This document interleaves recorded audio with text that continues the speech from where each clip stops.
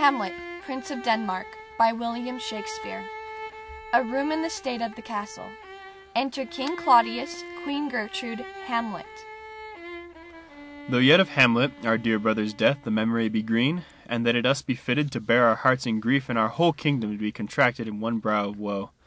Yet so far hath discretion fought with nature, that we with wisest sorrow think on him, together with remembrance of ourselves. Therefore our sometime sister, now our queen, the imperial jointress to this warlike state, have we, as 'twere with a defeated joy, with an auspicious and a dropping eye, with mirth in funeral, and with dirge in marriage, an equal scale weighing delight and dole, taken to wife. Nor have we herein barred your better wisdoms, which have freely gone with this affair along. For all our thanks. But now my cousin Hamlet and my son. A little more than kin and less than kind. How is it that the clouds still hang on you? Oh, not so, my lord. I am too much of the sun. Good Hamlet, cast thy nighted colour off, and let thine eye look like a friend on Denmark. Thou know'st 'tis common that all lives must die, passing through nature to eternity. Ay, madame, it is common. 'Tis sweet and commendable in your nature, Hamlet, to give these mourning duties to your father. But you must know your father lost a father. We pray you throw to earth this unprevailing woe, and think of us as of a father. For let the world take note, you are the most immediate to our throne. And with no less nobility of love than that which dearest father bears his son, do I impart towards you. And we beseech you, bend you, to remain here, in the cheer and comfort of our eye, our chiefest courtier, cousin, and our son. Let not thy mother lose her prayers, Hamlet. I pray thee, stay with us. Go not to Wittenberg. I shall in all my best obey you, madam. This gentle and unforced accord of Hamlet sits smiling to my heart, in grace whereof no jocund health that Denmark drinks today. Come away. Exeunt all but Hamlet. Oh, that this too solid flesh would melt, thaw and resolve itself into a dew. How weary, stale, flat, and unprofitable seem to me all the uses of this world. But 2 months dead, nay, not so much, not 2, so excellent a king that was, to this Hyperion to a satyr, so loving to my mother that he might not beteem the winds of heaven visit her face too roughly. Heaven and earth, and yet within a month she married. O most wicked speed, to post with such dexterity to incestuous sheets! It is not, nor it cannot come to good, but break my heart, for I must hold my tongue. Enter Horatio. Hail to your lordship. I am glad to see you well, Horatio, or do I forget myself? The same, my lord, and your poor servant ever. My father. Methinks I see my father. Where, my lord? In my mind's eye, Horatio. I saw him once. He was a goodly king. He was a man, take him for all in all. I shall not look upon his like again. My lord, I think I saw him yesternight. Saw? Who? My lord, the king, your father. The king, my father? 2 nights together had these gentlemen, Marcellus and Bernardo, on their watch, in the dead vast and middle of the night, been thus encountered. A figure like your father appears before them, and with solemn march goes slowly and stately by them. And I with them the 3rd night kept the watch, where, as they had delivered, both in time, form of the thing, each word made true and good, the apparition comes, I knew your father. But where was this? My lord, upon the platform, where we watched. 'Tis very strange. As I do live, my honoured lord, 'tis true, and we did think it writ down in our duty to let you know of it. Indeed, sir. But this troubles me. I will watch tonight, perchance 'twill walk again. I warrant it will. If it assume my noble father's person, I'll speak to it, though hell itself should gape and bid me hold my peace. Exeunt.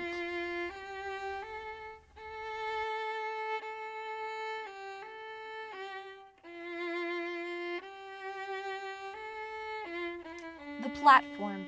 Enter Hamlet and Horatio. The air bites shrewdly. 'Tis very cold. Look, my lord, it comes. Enter Ghost. Angels and ministers of grace, defend us. Be thou a spirit of health or goblin damned.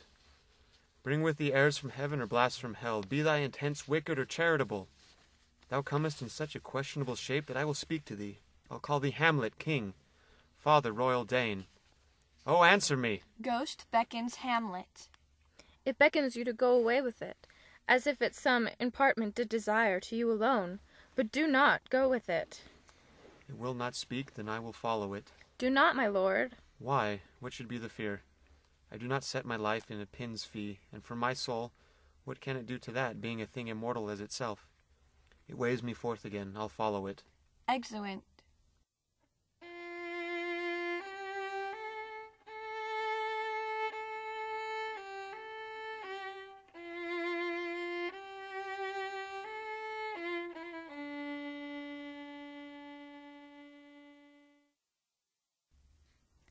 Another part of the platform. Enter Ghost and Hamlet. Where wilt thou lead me? Speak, I'll go no further.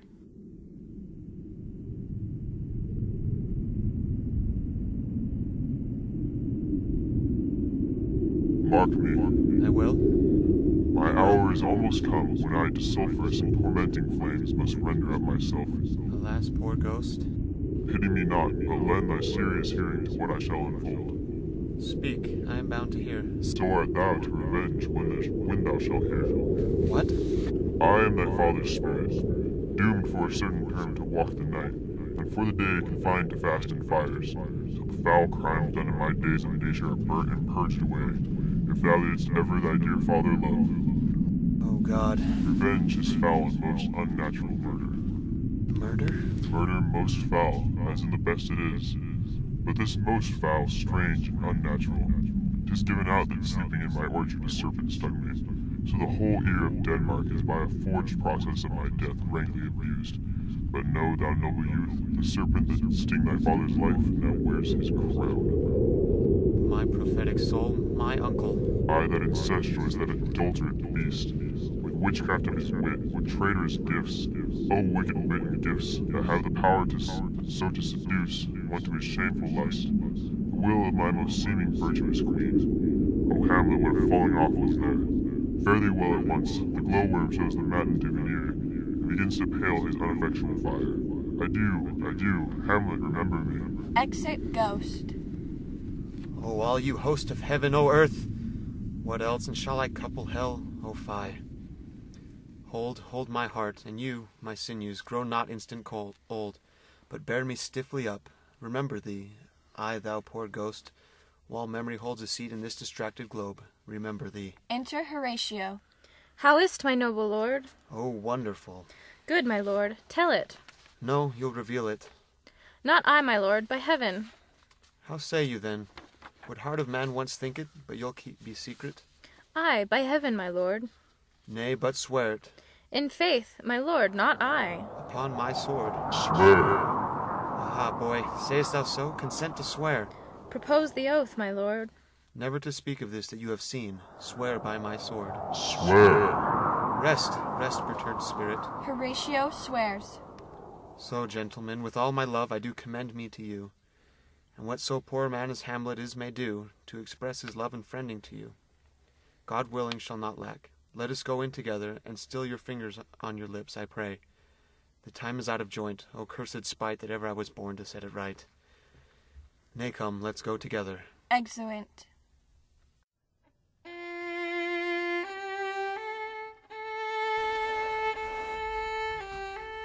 Elsinore, a room in the house of Polonius. Laertes and Ophelia enter. My necessaries are embarked. Farewell. And sister, as the winds give benefit, and convoy is assistant, do not sleep, but let me hear from you. Do you doubt that? For Hamlet, and the trifling of his favour, hold it a fashion, and a toy in blood, a violent in the youth of primy nature, forward, not permanent, sweet, not lasting, the perfume and suppliance of a minute, no more. No more but so? Perhaps he loves you now, and now no soil nor caudal doth besmirch the virtue of his will, but you must fear. His greatness weighed, his will is not his own, for he himself is subject to his birth. He may not, as unvalued persons do, carve for himself, for on his choice depends the safety and health of this whole state, and therefore must his choice be circumscribed under the voice and yielding of that body, whereof is he the head. Then, if he says he loves you, it fits your wisdom so far to believe it, as he in his particular act and place may give his saying deed. Fear it, Ophelia, fear it, my dear sister, and keep you in the rear of your affection, out of the shot and danger of desire. The chariest maid is a prodigal enough, if she unmask her beauty to the moon. I shall the effect of this good lesson keep, as watchman to my heart. Exit Laertes. Marry, well bethought, and that in the way of caution. I must tell you, you do not understand yourself so clearly as it behooves my daughter and your honor. What is between you? Give me up the truth. He hath, my lord, of late made many tenders of his affection to me. Affection? Pooh! You speak like a green girl, unsifted in such perilous circumstance. Do you believe his tenders, as you call them? I do not know, my lord, what I should think. Mary, I will teach you. Think yourself a baby, that you have not taken these tenders for true pay, which are not sterling. I do know when the blood burns how prodigal the soul lends the tongue vows. These blazes, daughter, giving more light than heat, extinct in both, even in their promise, as it is a making. You must not take it for fire. From this time be something scanter in your maiden presence. In few, Ophelia, do not believe his vows, for they are brokers, not of that dye which their investments show, but mere implorators of unholy suits, breathing like sanctified and pious bawds, the better to beguile. I shall obey, my lord. Exit Ophelia, and enter Laertes. Yet here, Laertes, aboard for shame. The wind sits on the shoulder of your sail, and you are stayed for. There, my blessing with thee. Give every man thine ear, but few thy voice. Take each man's censure, but reserve thy judgment. Neither a borrower nor a lender be, for loan oft loses both itself and friend. And borrowing dulls the edge of husbandry. This above all. To thine own self be true, and it must follow, as the night the day, thou canst not then be false to any man. Enter Ophelia. How now, Ophelia? What's the matter? Oh, my lord, I have been so affrighted. With what, in the name of God? My lord, as I was sewing in my closet, Lord Hamlet, with his doublet all unbraced, no hat upon his head, his stockings fouled, ungartered, and down-gyved to his ankle, pale as his shirt, his knees knocking each other, and with a look so piteous in purport, as if he had been loosed out of hell to speak of horrors. He comes before me. Mad for thy love? My lord, I do not know, but truly I do fear it. I did repel his letters and denied his access to me. That hath made him mad. I am sorry that with better heed and judgment I had not quoted him. Come, we go to the king. This must be known, which being kept close might move more grief to hide than hate to utter love. Come. Exeunt.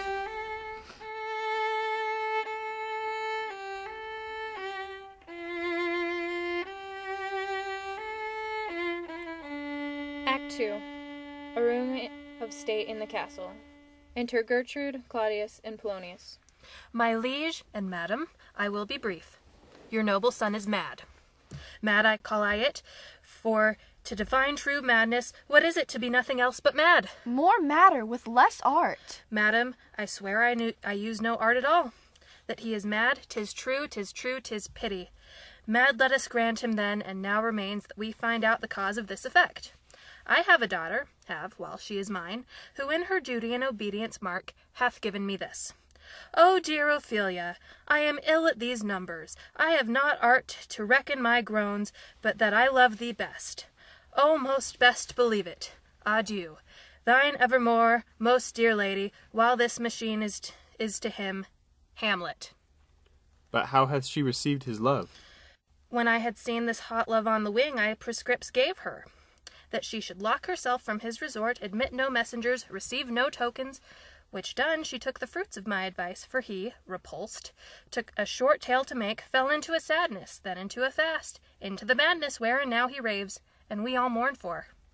Enter Hamlet, reading on a book. But look, where sadly the poor wretch comes reading. Away, I do beseech you, both away. I'll board him presently. Oh, give me leave. Exeunt King and Queen. How does my good Lord Hamlet? Well, God a mercy. My lord, I have news to tell you.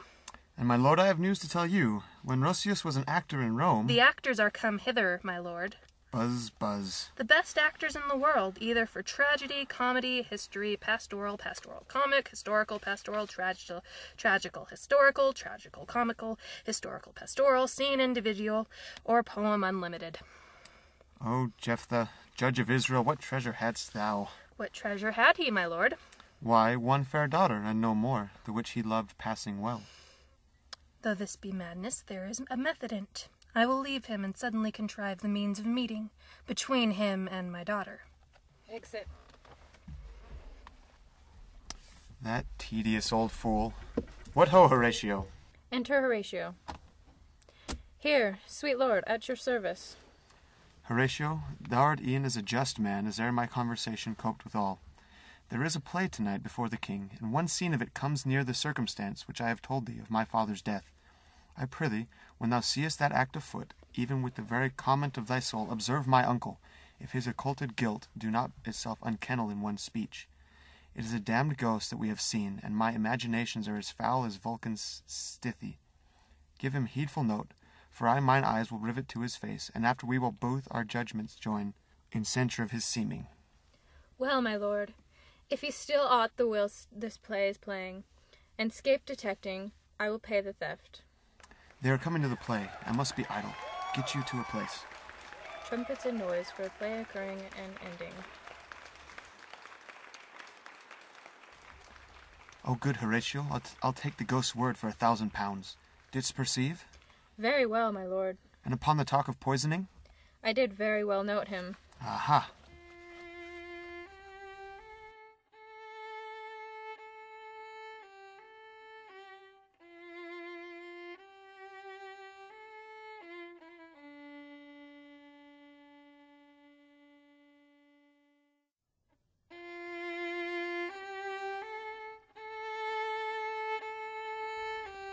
Act 3, Scene 1. Enter Polonius and Ophelia. Ophelia, walk you here. Gracious, so please you, we will bestow ourselves. Read on this book, that show of such an exercise may color your loneliness. I hear him coming. Let's withdraw. To be or not to be, that is the question. Whether 'tis nobler in the mind to suffer the slings and arrows of outrageous fortune, or to take up arms against a sea of troubles, and by opposing end them. To die, to sleep, no more, and by a sleep to say we end the heartache and the 1,000 natural shocks that flesh is heir to. 'Tis a consummation devoutly to be wished.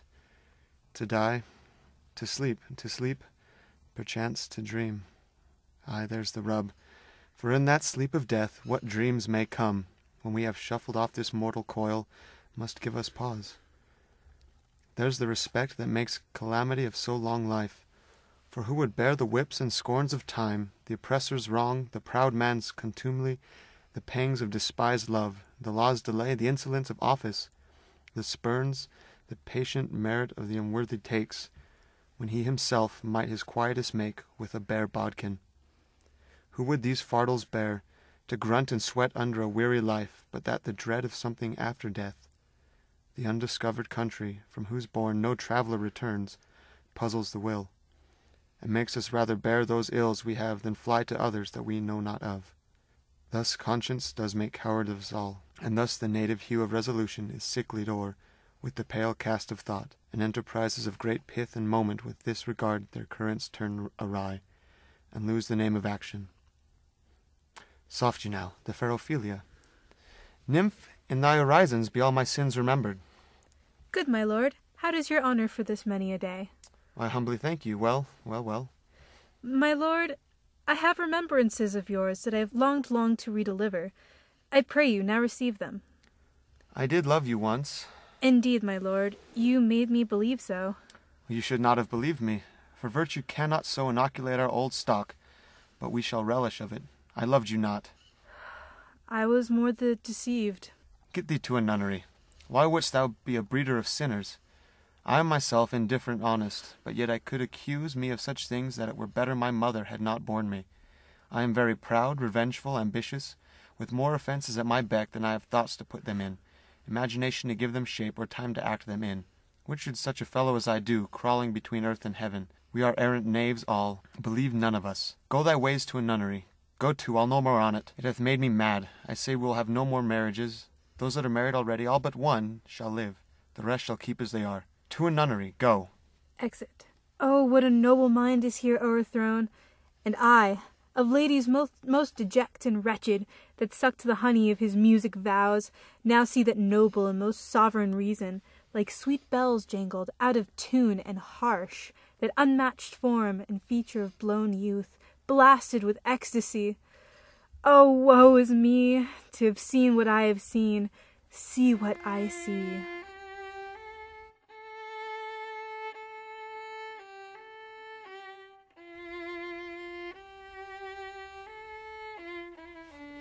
Act 3. In the Queen's Closet. Enter Queen and Polonius. He will come straight, let you lay home to him. Tell him his pranks have been too broad to bear with, and that your grace hath screened and stood between much heat in him. I'll silence me even here. Pray you be round with him. Mother! Mother!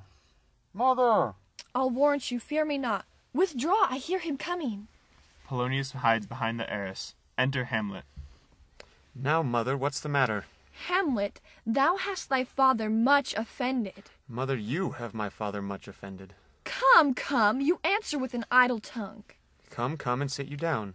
You shall not budge, you go not till I set you up a glass, where you may see the inmost part of you. What wilt thou do? Thou wilt not murder me. Help! Help, ho!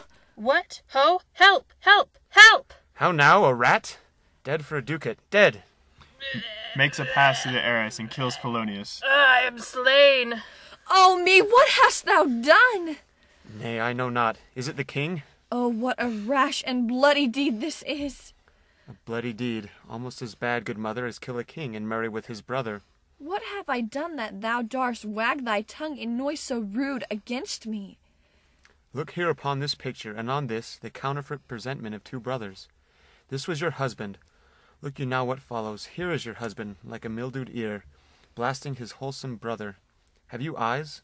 What devil wast that thus has cozened you at your hoodman blind? Eyes without feeling, feeling without sight, ears without hands or eyes, smelling sans all, or but a sickly part of one true sense, could not so mope.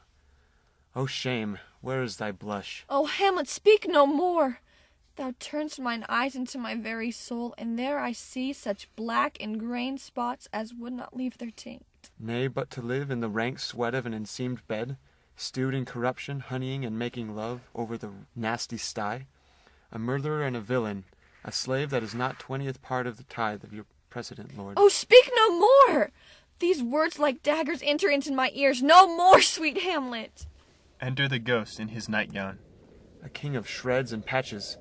Save me and hover o'er me with your wings, you heavenly guards. What would your gracious figure? Alas, he's mad! Do not forget, this visitation is but to whet thy almost blunted purpose. But look, amazement on thy mother sits. O step between her and her fighting soul, conceit in weakest body's strongest works. Speak to her, Hamlet. Alas, how is it with you, that you do bend your eyes on vacancy, and with the incorporeal air do hold discourse? Forth at your eyes your spirits do widely peep, and as the sleeping soldiers on the alarm, your bedded hairs like in the excrement start and stand on end. O gentle son, whereon do you look? On him! Look you how pale he glares. Ghost exits. This is the very coinage of your brain. Good night, mother. I'll lug the guts into the neighbor room, who was in life a foolish, peating knave. Come, sir, to draw toward an end with you. Good night, mother.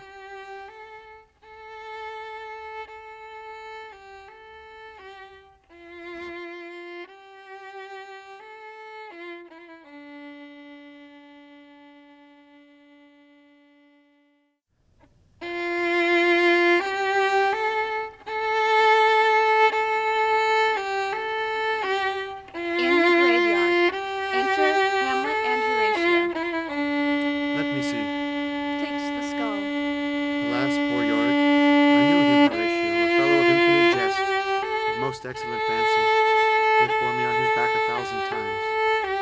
And now how abhorred in my imagination it is, my gorge rises at it. Here hung those lips that I have kissed, I know not how oft. Where be your jibes now, your gambols, your songs, your flashes of merriment, that were wont to set the table on a roar? What's that, my lord?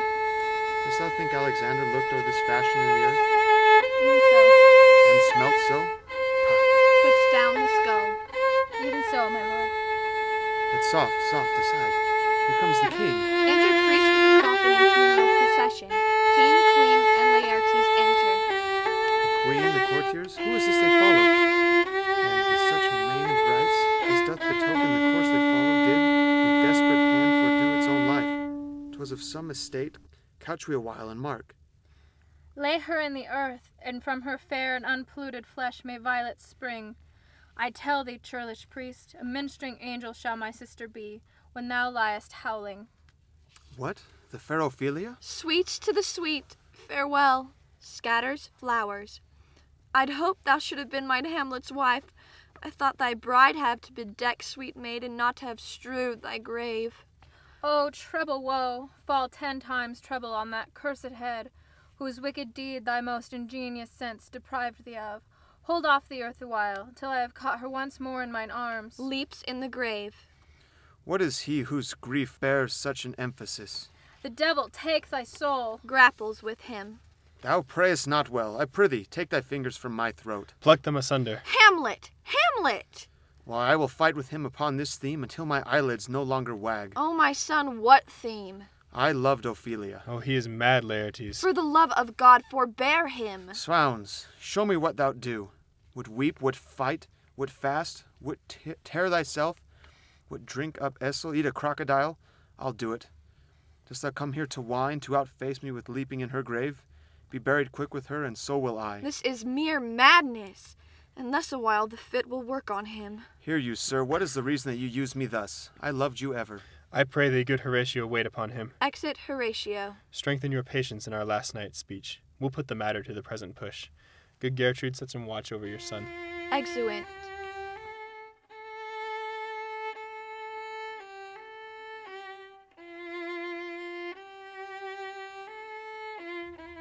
In the hall at Elsinore, enter Horatio and Hamlet. Why, what a king is this? Does it not, thinks thee, stand me now upon he that hath killed my king and whored my mother? Is not perfect conscience to quit him with this arm? You will lose this wager, my lord. I do not think so. Since he went into France I have been in constant practice. I shall win at the odds. But thou wouldst not think how ill all's here about my heart. But it is no matter. Nay, good my lord. It is but foolery, but it is such a kind of gain-giving as would perhaps trouble a woman. If your mind dislike anything, obey it. I will forestall their repair hither, and say you are not fit. Not a whit. We defy augury, and there's special providence in the fall of a sparrow. If it be now, 'tis not to come. If it be not to come, it will be now. If it be not now, yet it will come. The readiness is all. Enter King, Queen, and Laertes. Come, Hamlet, come, and take this hand from me. The king puts Laertes' hand into Hamlet's. Give me your pardon, sir. I have done you wrong. But pardoned as you are gentlemen, this presence knows, and you must needs have heard how I am punished with sore distraction. What I have done that might your nature honor and exception roughly awake, I here proclaim was madness. Was Hamlet wronged Laertes? Never Hamlet. I am satisfied in nature, whose motive in this case should stir me most to my revenge. But in my terms of honor I stand aloof, and will know reconcilement till by some elder masters of known honor I have a voice and precedent of peace, to keep my name ungored. But till that time I do receive your offered love, like love, and will not wrong it. I embrace it freely, and will this brother's wager frankly play. Give us the foils, come on. Come, one for me. Give them the foils. Cousin Hamlet, you know the wager? Very well, my lord. Your grace has laid the odds of the weaker side. I do not fear it, and I have seen you both. But since he is bettered, we have therefore odds. Set me the stoops of wine upon that table. If Hamlet give the first or second hit, or quit in answer of the third exchange, let all the battlements their ordnance fire. The king shall drink to Hamlet's better breath. Come on, sir. Come, my lord. They play. I'll play this bout first. Set it by a while. Come. They play. Another hit? What say you? A touch, I touch. I do confess it. Our son shall win. He's fat and scant of breath. Here, Hamlet, take my napkin, rub thy brows. The queen caresses to thy fortune, Hamlet. Good, madam. Gertrude, do not drink. I will, my lord. I pray you pardon me. Drinks. It is the poisoned cup. It is too late. My lord, I'll hit him now. I do not think it. And yet it is almost against my conscience. Come for the third, Laertes. You but dally. Say you so? Come on, play. Have at you now. Part them, they are incensed. Nay, come, again. The queen falls. They bleed on both sides. How is it, my lord? I am justly killed with mine own treachery. How does the queen? She sounds to see them bleed. No, no, the drink, the drink. Oh, my dear Hamlet. The drink, the drink. I am poisoned. Dies. Oh, villainy. Ho, let the door be locked. Treachery. Seek it out. Laertes falls. It is here, Hamlet. Hamlet, thou art slain. No medicine in the world can do thee good. The treacherous instrument is in thy hand, unabated and unvenomed. Thy mother's poisoned. The king's to blame. The point in venom too? Then, Venom, to thy work. Hurts the king. Treason, treason! Oh, yet defend me, friends. I am but hurt. Here, thou incestuous murderess, damned Dane, drink off this potion. Is thy union here? Follow my mother. King dies. He is justly served. It is a poison tempered by himself. Exchange forgiveness with me, noble Hamlet. Mine and my father's death come not upon thee, nor thine on me. Dies. Heaven make thee free of it. I follow thee. I am dead, Horatio. Wretched queen, adieu. Horatio, I am dead. Thou livest. Report me and my cause aright to the unsatisfied. Oh, I die, Horatio. The potent poison quite o'ercrows my spirit. Now cracks a noble heart. Good night, sweet prince, and flights of angels sing thee to thy rest. Hamlet dies. The end.